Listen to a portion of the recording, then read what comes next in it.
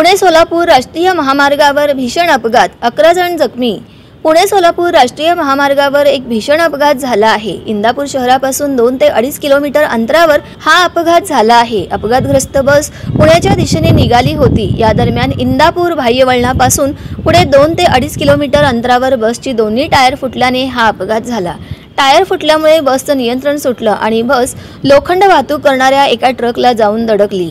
यानंतर बस पुणे सोलापूर महामार्ग ओलांडून 25-30 फूट खाली जाऊन आदळली। या बसमध्ये नेमके किती प्रवासी प्रवास करत होते हे अद्याप समजू शकलेले नाही, पण बसमधील 10-11 प्रवासी गंभीर जखमी झाले आहेत। या जखमींना इंदापूर पोलिसांनी शासकीय रुग्णालयात उपचारासाठी दाखल केलं आहे। या घटनेची माहिती मिळताच इंदापूर पोलीस आणि NHAIचे पथक तातडीने घटनास्थळी दाखल झाले।